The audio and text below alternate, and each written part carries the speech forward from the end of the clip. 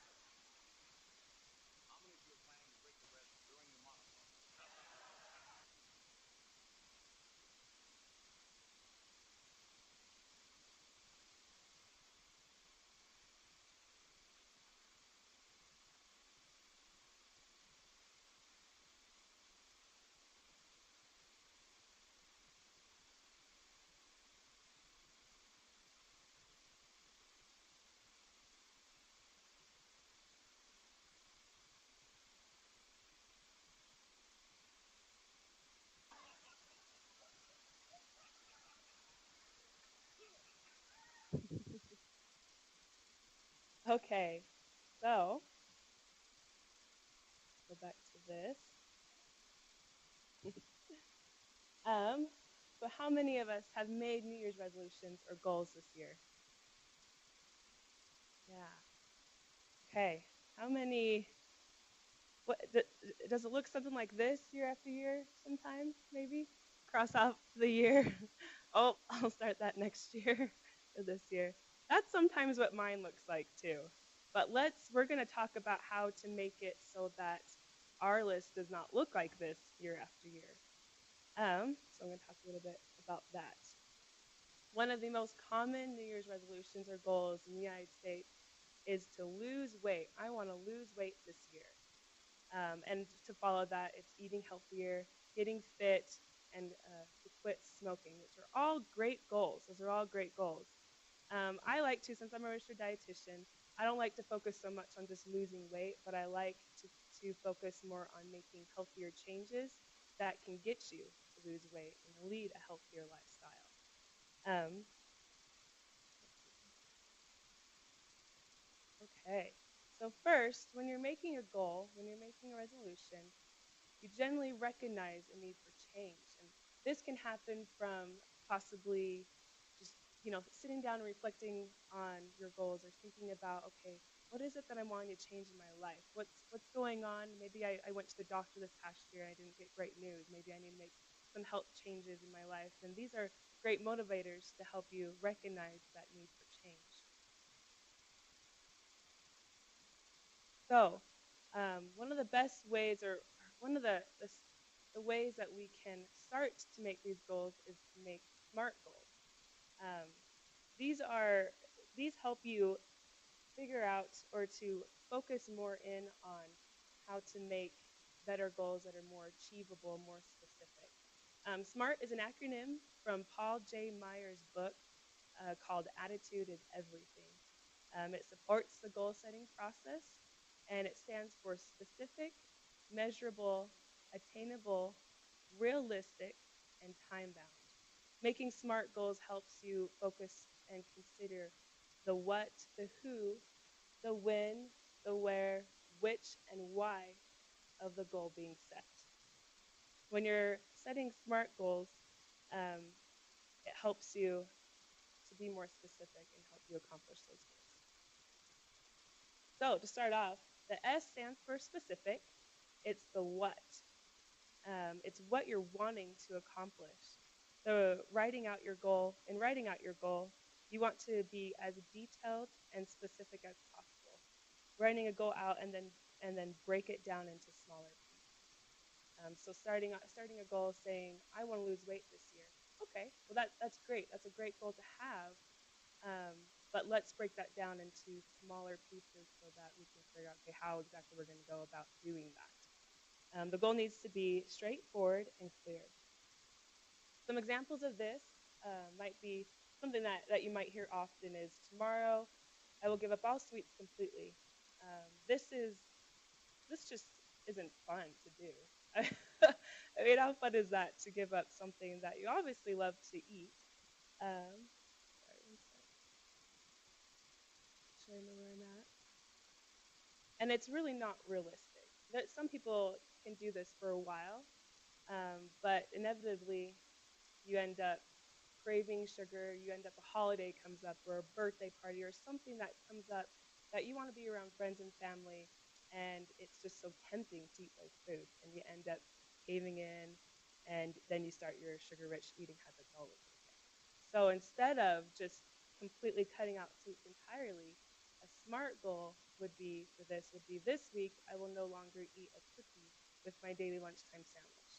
This I will substitute my cookie with a piece of nutrient-dense fruit or larger serving of complex carbohydrates. This doesn't mean that you need to cook out or take out cookies entirely, but maybe just substitute that cookie. I mean, you could have a cookie later on as a snack for dinner, but for that lunch meal, since you're eating cookie every day, maybe just try fruit or a vegetable in its place.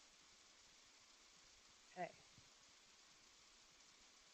Another example of a goal is I'm going to start exercising. That's a great goal, but we need more substance. We need more specificity in that. So a smart example of that goal would be that I will walk for 20 minutes at lunchtime, Monday through Thursday. So that's more specific. It's telling you how long you're going to do it for, and when, and what days of the week you're going to be doing it. So for those of you that have pens and paper, maybe just take a minute or two to think about a goal, maybe a goal that you've already set for this year. If you haven't set goals, maybe think of a goal that you'd like to accomplish and try to make it as specific as possible. Okay? Just give you a minute to think about that. Write it down if you'd like.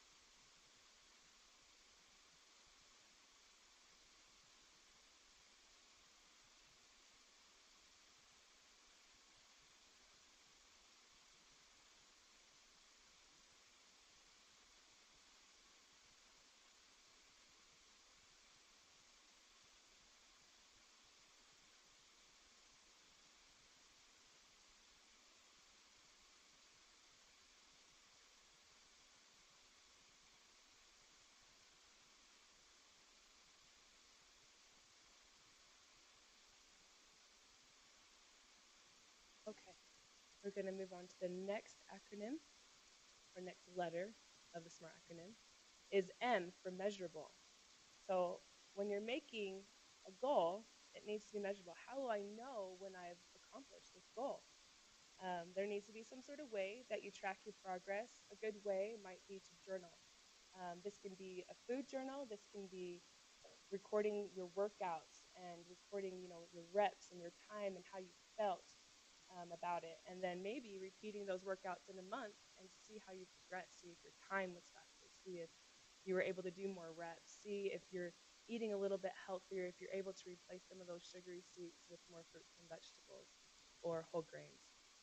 Be detailed in your journal, and most importantly, be honest with yourself. This is only going to help you. So be as honest as you can about everything you're going to be journaling. Another way, I had a friend. She she started working out and eating healthier, but she wasn't seeing a lot of success as far as a scale went. But as soon as she started taking measurements of her waist, her thighs, her arms, she was able to see big improvements because a lot of times the scale doesn't tell everything that's going on. If you're able, so I thought that the measuring, she was able to see a lot of success. She was able to see her body change because of the healthier habits that she was including in her life. So that's an idea as well, and that's easily success that you can see right there and something to celebrate for sure. So the goal or measurable, the goal and its benefits should be something you can quantify.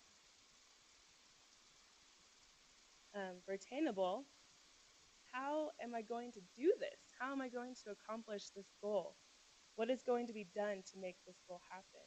I think that the A in attainable can also stand for A for attitude, because attitude has a lot to do with being successful in your goals. It's important to place yourself in a position to reach these goals. So if there's barriers out there, if there's barriers at work, if there's barriers at your home that you're needing to overcome, set ways to make it possible for you to get past these barriers. An example of this would be at my other job that I have, I think we celebrate half birthdays. We have every excuse in the world to celebrate anything we can, and it's with food. So every other day there's cookies, there's potlucks, there's so much going on. I don't hardly ever have to plan to bring lunch because I know, oh, there's probably going to be food today. So if you're trying to make healthier habits and you know, okay, I know that there's going to be a lot of cookies or dessert at work today, I'm going to pack a healthier snack for me and I'm going to eat that before those snacks come out. That way I'm going to feel a little bit fuller. I'm going to have that in me and I can think, okay, I can let myself have a snack, but I'm not going to eat, 5 different things. I might choose 1 or 2 of those items instead of eating a whole plate full of snacks that are really high in calorie. Okay. Um, let's see. Some more barriers might be if you're at home and you're trying to start, like with your spouse, if you're trying to eat healthier, but maybe your spouse isn't on board with that just yet, talk to them and express the goals that you have, express to them what you're wanting to accomplish, and they might be more supportive. And it helps also hold you more accountable for that goal as well. If you have somebody that's there cheering you on and checking in on you to see how you're doing on it. So maybe sharing with somebody, a friend, a family, about your goal. Um, the R stands for realistic. Can I do this? Is this a goal that I can accomplish in a healthy way?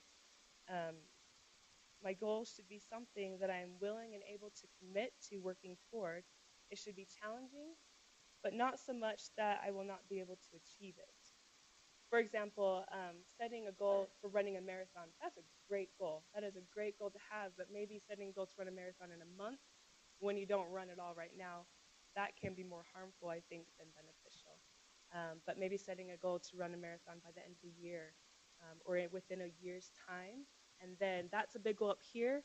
You need to set smaller goals down here that you can accomplish to reach that big goal. So maybe a smaller goal might be, okay, I'm going to start this week. I'm going to run 3 days a week, and I'm going to do 1-minute increments of running at a time. So run 1 minute, maybe walk a minute to recover from that. Run one minute, maybe do that for 20 minutes, 3 days a week. And that can build you up so that you can be successful to reach that goal of running a marathon. I know that it's hard to suppress the challenge and often the competition of setting such high goals, and that's great. Just like setting a high goal is up here, you want to start setting smaller goals then to achieve that really big goal. The last letter stands for time bound. When will I do this? How much time do I have to accomplish this goal? Um, have you ever started and restarted goals before?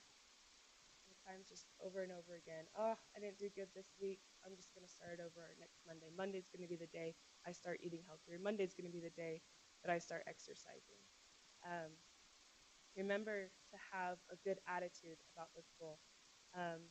Don't be self-defeating. If you slip up and you have lots of cookies at work today, don't finish off the package later on tonight and think, okay, now I don't have any cookies to start with tomorrow, so that's good.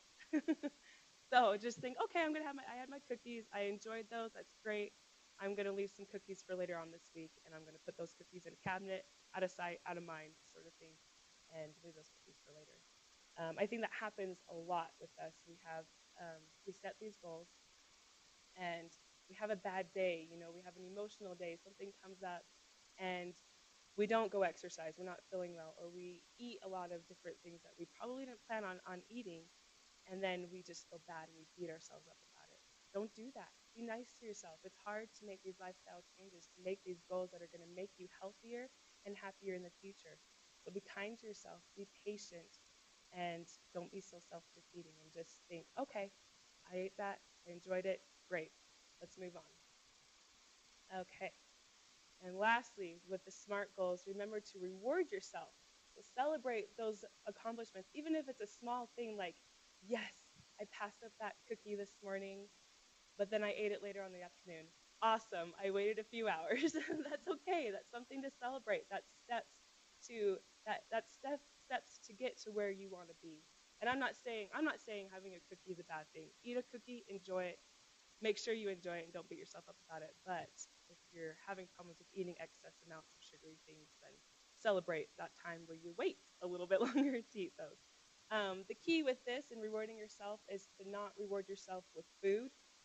Um, Instead, reward yourself with maybe going and getting a manicure or getting some new shoes, some new running shoes, some new clothes, a purse, a night out, some new golf clubs, just anything that you can think of. I mean, this is a long list. Just anything that's not food related should be good to go.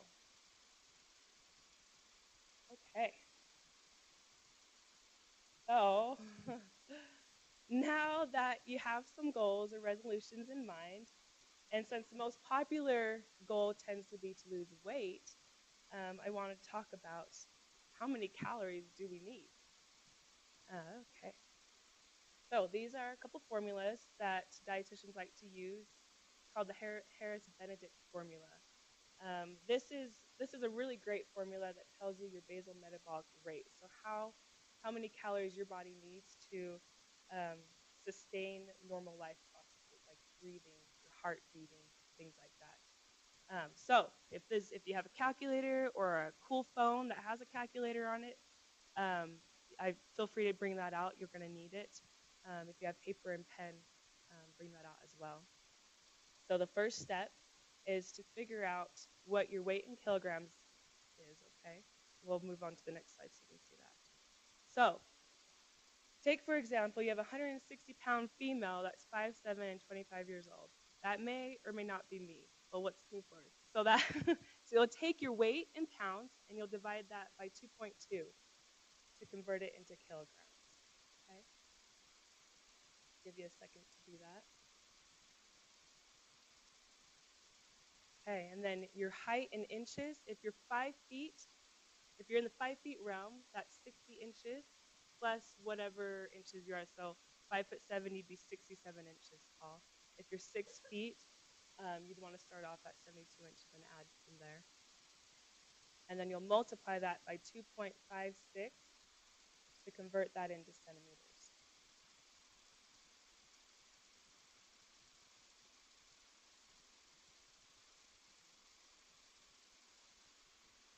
I'll give you a minute to do that.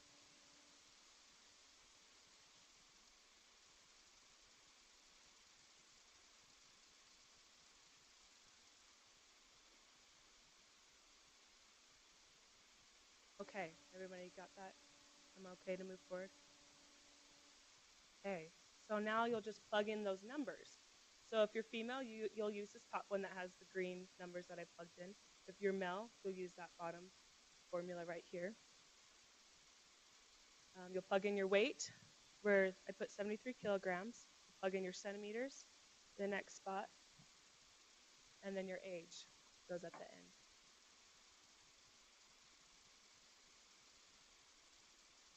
Let me know if you have any questions on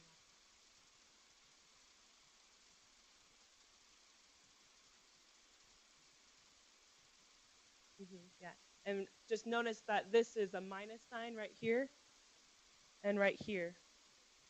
So just remember to subtract that amount at the very end.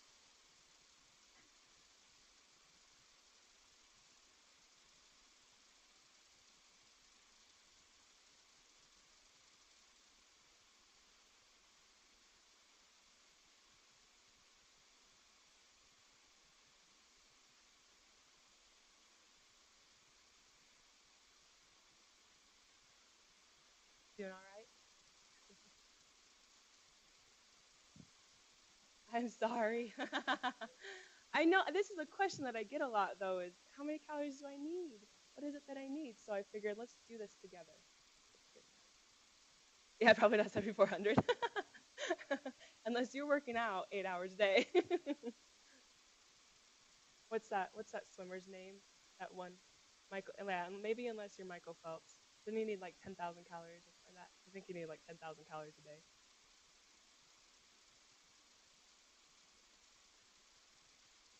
Let me know if you want me to go back to a previous slide. Anything.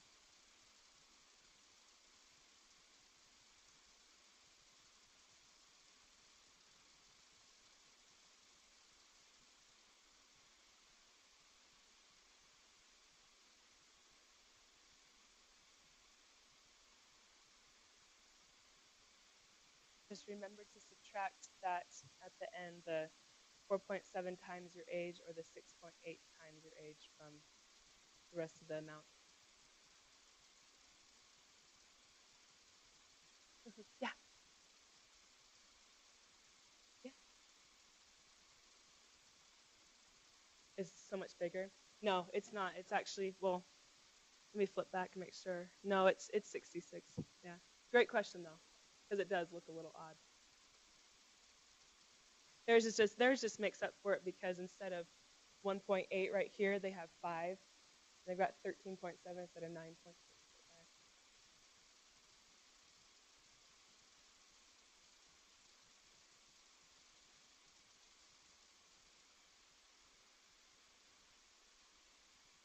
Okay. Are we okay? You ready? So again, this number, whatever number you got, that is your basal metabolic rate. Yes, it does vary depending on your genetics, but this is a great number to start off with. Okay? Um, so this is the amount of energy used to sustain the basic processes of life. Um, again, just like breathing, your heart rate, just to keep you going, to keep you alive. The next slide, we're going to do a little bit more math. This one's easier. You're going to choose an activity factor, okay? So read through here. If you're sedentary, so if you have a desk job and you don't go home and exercise or you don't start off your day exercising, that's generally a sedentary activity factor. And so you'll multiply whatever number you just got in the previous slide, your basal metabolic rate, by 1.2. Yeah, so the final number that you got. Mm-hmm.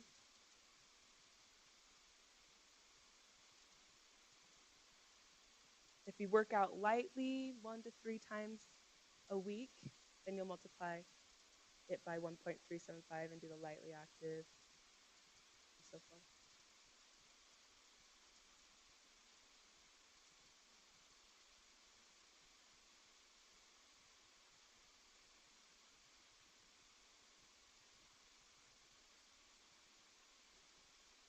Moderate, I'd say you're probably hitting the gym maybe 4 to 5 times a week for half an hour, 45 minutes, and it's not super intense workout. So maybe you're on the treadmill for a half an hour, walking fast, maybe a really light jog. Versus exercising hard, you're going to be doing something really intense where your heart rate, where you're not able to talk at all during your exercise. You might be exercising twice a day, so maybe going and doing a cardio workout in the morning, later on returning in the evening and maybe doing weightlifting or something along those lines. What do you think? You're the exercise guru. Is that about right? Okay.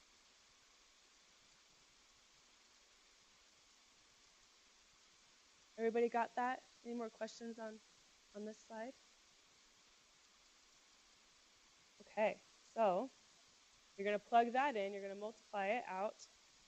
And I got about 2,400 calories a day. So I use the moderately active because I try to work out about 4 to 5 times a week. So if I wanted to maintain my weight and keep exercising 4 to 5 times a week, then I need to consume about 2,400 calories a day. Okay?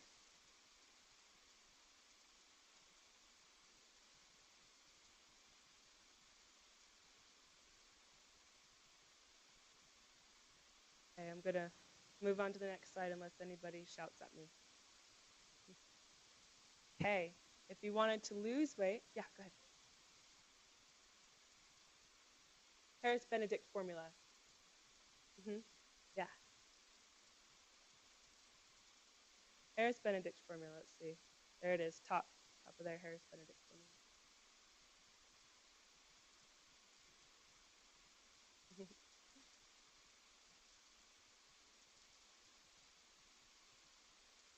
Okay, so to lose weight, um, so for me, if I wanted to lose a pound a week, I would want to decrease my calorie intake by 500 calories a day, or I could decrease it by 250 calories and burn an extra 250 calories at the gym, or I could burn an extra 500 calories at the gym.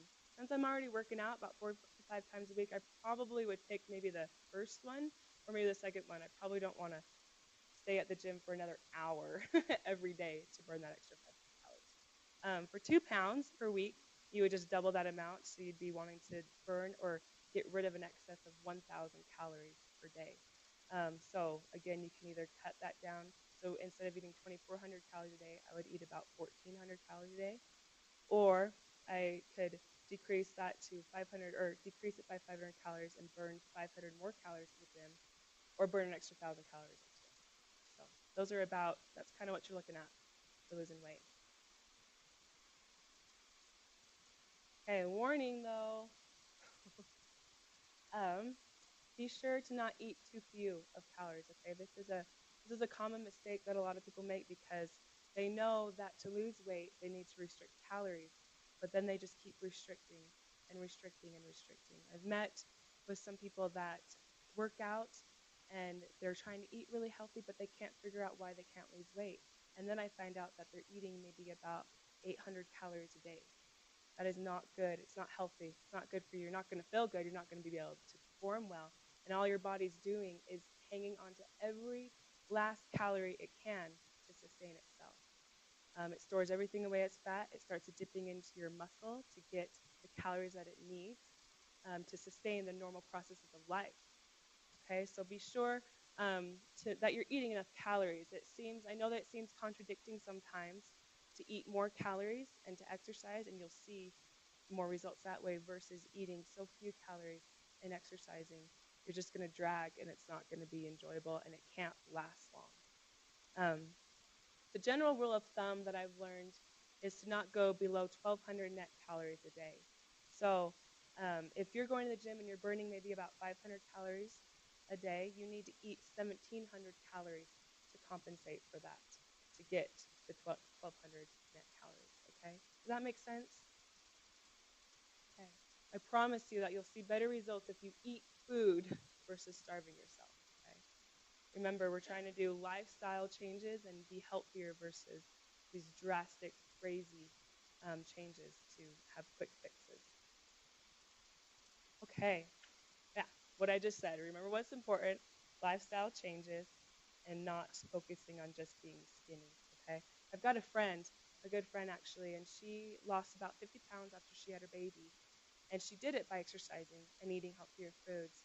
Um, but she can't get past wanting to look this way and still looking this way, if that makes sense. And so it's kind of dragged her down a little bit about it, but I've talked to her a lot, and I'm like, just focus on how healthy you are now in comparison to what you were a year ago. Think about your progress, all the things that you've accomplished. Think about how you're living your life now, and just focus on that. That goes along with the whole body acceptance. Also, keep in mind your genetics. Thank goodness we all don't look the same. How boring would that be if we all looked exactly the same? Okay, contrary to what the media and what the world wants to tell you, that you need to look like a certain way, um, we all have our own. We're all genetically different. It's not realistic if you wear. It's like trying to shove a size 10 foot in a size 7 shoe. Okay, in some instances like that. Accept who you are, love your body for what it can do, instead of what instead of what it could look like, or instead of what you think it could look like. There's no ideal body. I liked this quote in this picture. It says, "The fantasy of an ideal body comes with the false promise of eternal happiness and unconditional acceptance of others." Um, how many of us feel like if we were thinner or smaller, people would like us more? I'm glad none of you guys raised your hand because I don't want you guys to feel that way. That's not true. How many of us love all sorts of different sizes and all sorts of different people? That's what we need to remember. So if you're having a hard time thinking, man, I'm so self-conscious, I wish I looked a different way, just remember all the people in your life that love you for how you look and how you are. And just keep that in mind. We don't want to believe what the media is trying to tell us. Yeah, with the body shape. Yeah.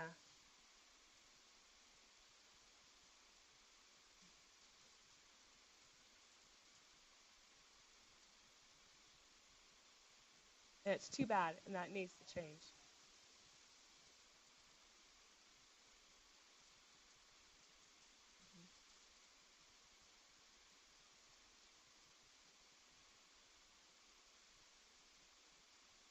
Hmm.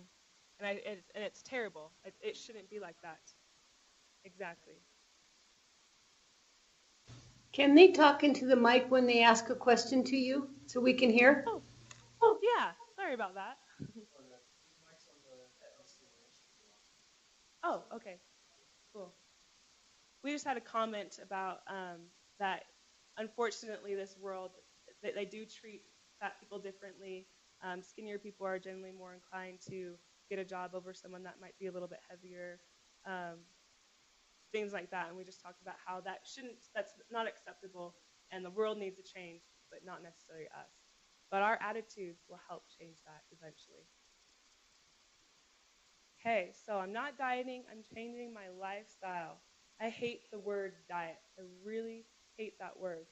I think that it generally means that you're on more of a restrictive, short term, quick fix diet sort of things. That's kind of what my mind associates diet with. Instead, I like to use the word lifestyle change. Let's change our habits to better improve our health.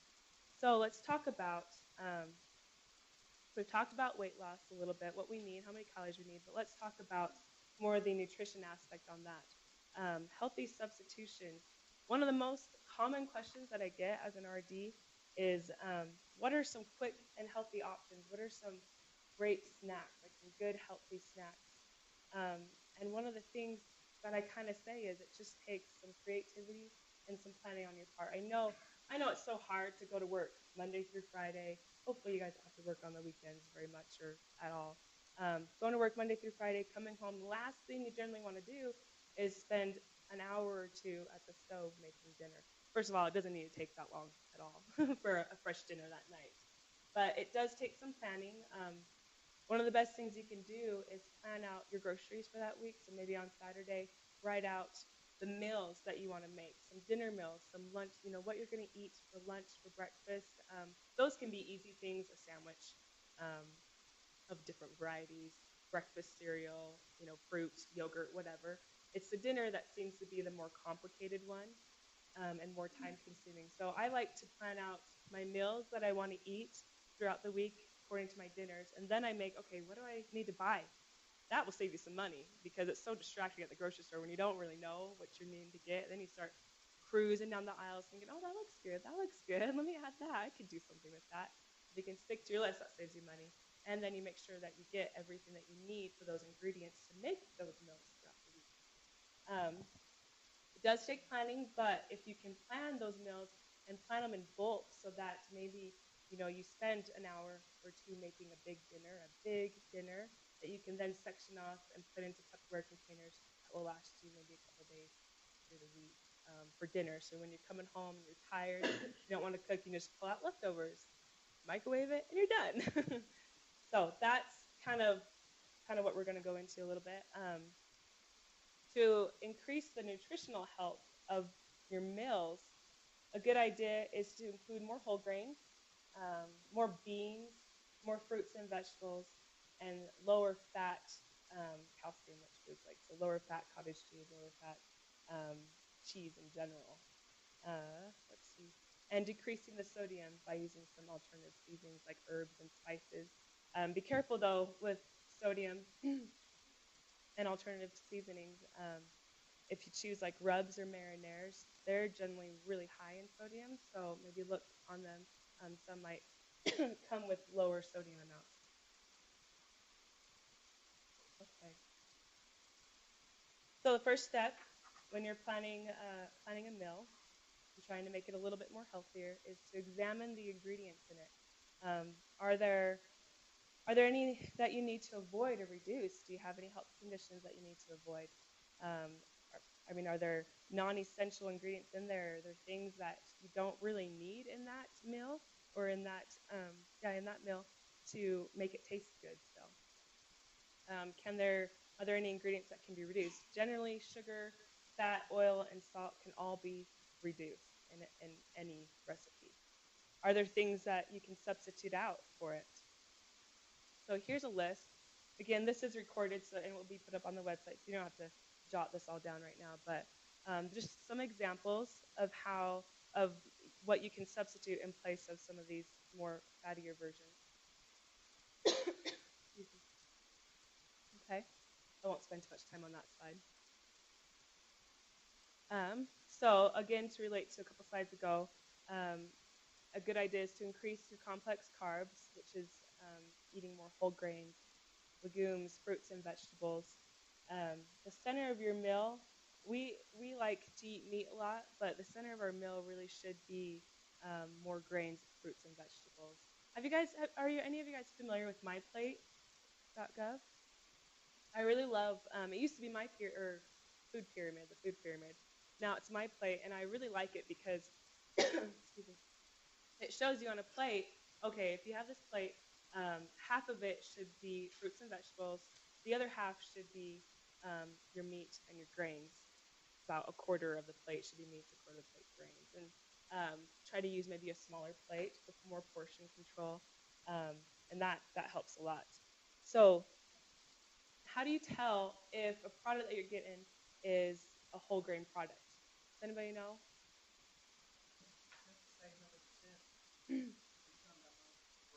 Yeah. Say you're looking at bread. On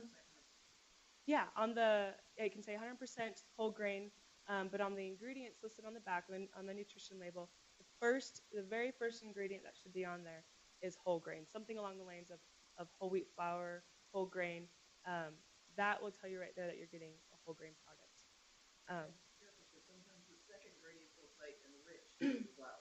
Enriched wheat flour. And you gotta be careful with that. Yeah, it's not the same. Enriched just means that it's been like some vitamins, minerals, some different stuff has been added to it to make it a little bit more pack a punch to your meal, I guess. But yeah, you want to look for a whole wheat, whole grain as your first ingredient. Some ideas for casseroles. Who likes to make casseroles here? I loved making casseroles because it's just me and my husband right now. We can have leftovers from a casserole for a few days, and that's excellent. But to make things healthier, I know you can add a lot of breadcrumbs and fried onions and different stuff to go on top of casseroles. Maybe try to choose some bran cereal or cornflakes or some homemade croutons to add on it instead of crunchy noodles or onion rings or breadcrumbs, things like that. An easy one as well is to substitute white rice in place of brown rice. I know some people have problems. I mean, if it's hard and doesn't taste very good to you at first, maybe do half white rice and half brown rice. And if you start to like that, that's great. You can stop right there. That's perfectly acceptable. If you wanted to then improve on that a little bit more, you could then go straight to brown rice if you wanted. But even just right now, starting off, maybe splitting it in half, doing half white rice, half brown rice. Very tasty. Okay. Again, you can add cooked beans or legumes to replace partial or all of the meat in casseroles, or in taco meat. And this meat, I want to emphasize more of like your red meat. Red meat is still great for you, but it's higher in saturated fat and different things. So maybe having it every day isn't ideal. And in place of that, you can add more bean products to it, or maybe replace it with a leaner meat like chicken or turkey, things like that. You can add dried fruit to your breads, your cookies, your muffins. This also adds a little bit of sweetness to it, so maybe while you're making them, you can decrease the amount of sugar that you're adding in it as well. Decreasing fat, you can use a lower fat milk. I knew somebody that was like, I think he's a dairy farmer, and he loved that fresh milk that he'd get, and he's like, I'm not giving that up. And I was like, that's totally fine. I'm not going to make you give up what you love as far as milk.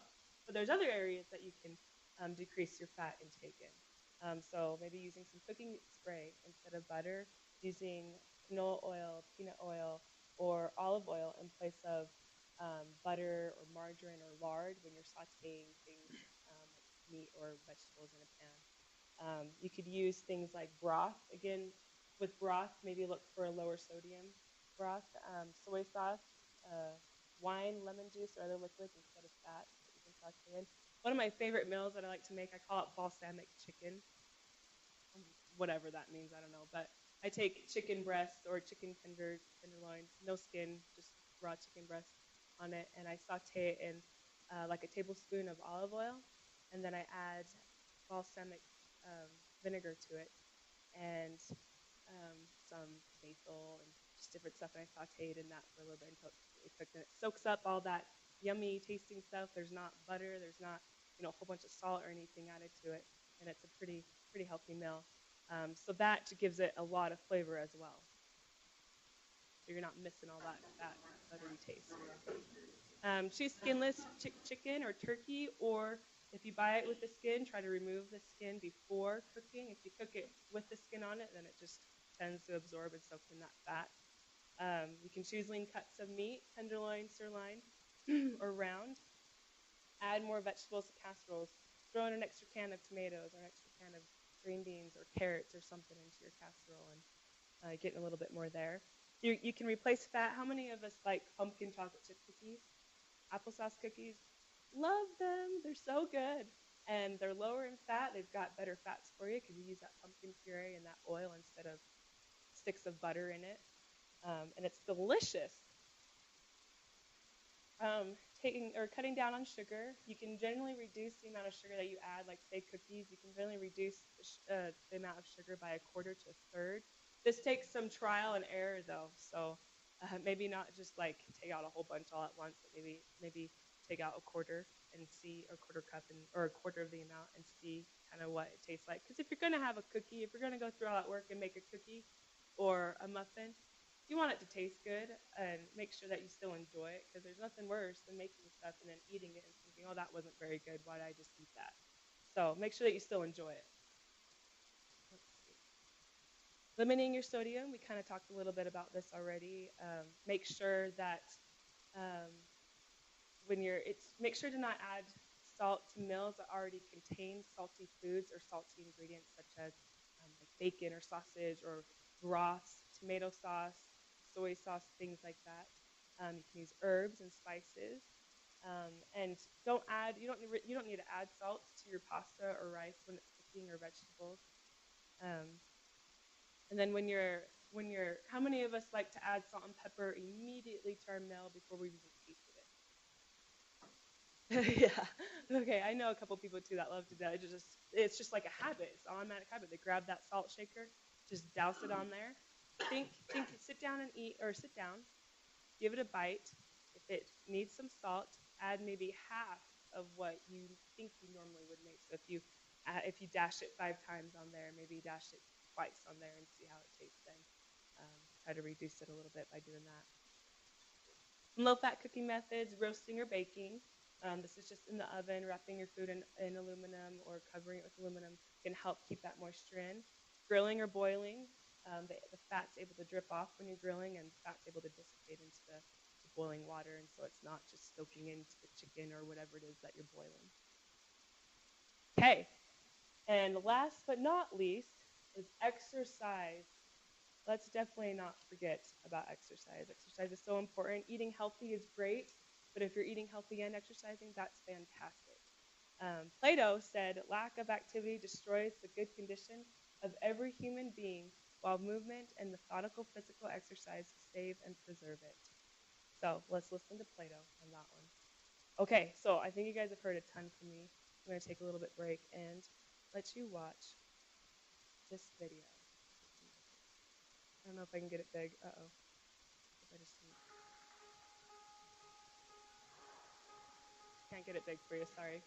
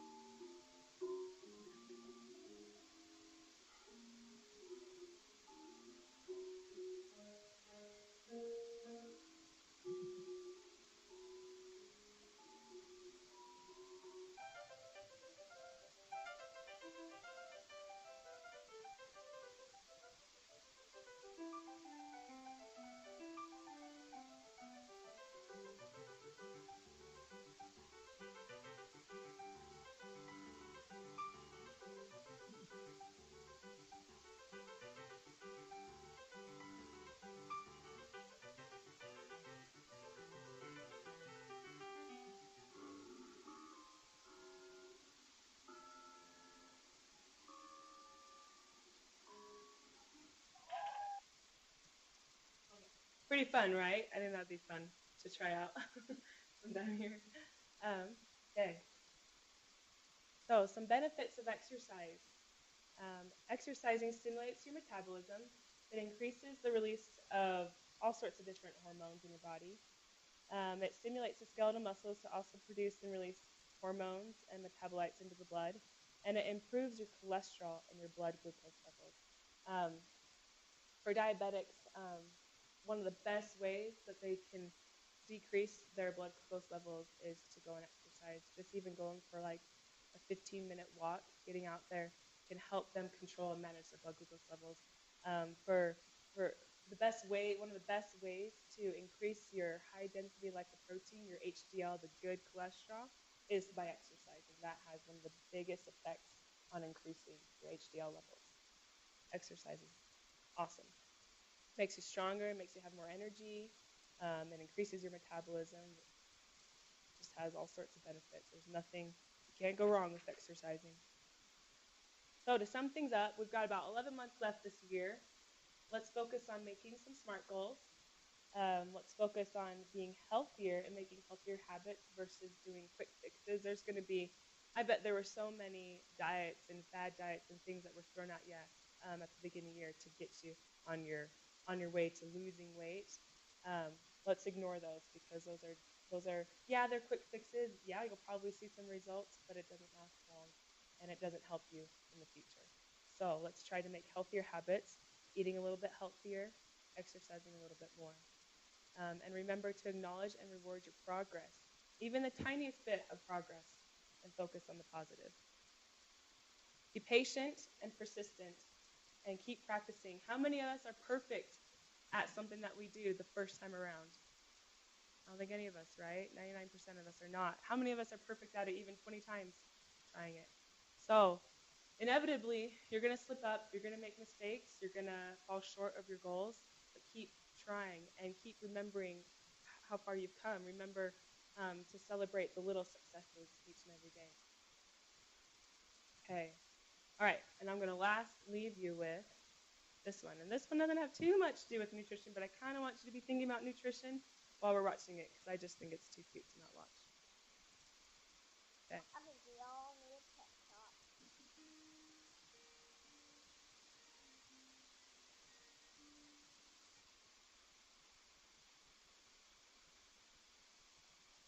The world needs to stop being boring. Yeah, boring is easy. Everybody can be boring, but you're good at that. Life is not a game, people. Life isn't a cereal either. No, it is a cereal. And if life is a game, aren't we on the same team? I mean, really, right? I'm on your team. I'm on my team. This is nice, people. You got air coming through your nose. You got heartbeat. That means it's time to do something. A poem. Two roads diverged in the woods, and I took the road less traveled. It hurt, man! Really bad. Rocks, thorns, and glass. My heart broke. Wah! Not cool, Robert Frost. But what they really were too bad. I won't be the one that leads to awesome. Like that dude Dream said, don't stop believing. Unless your dreams keep it. Then you should get a better dream. Dreams have to have those. Get a better dream and keep going. Keep going, keep going, and keep going. Will Michael Jordan have quit? Well, he didn't quit. So he retired. Yeah, he retired. But before that, in high school, what if he quit when he didn't make the team? He would have never made Space Jam. What will be your Space Jam? What will you create and make the world awesome? Nothing if you keep sitting there. That's why I'm talking to you today. This is your time. This is my time. It's our time. We can make every day better for each other. If we're all on the same team, let's start acting like it. We got work to do. Did you try about it? Oh, you can dance about it. We were made to be awesome. Let's get out there. I don't know everything. I'm just a kid. I do know this. Everybody seems to get the world that we can say. Get to it.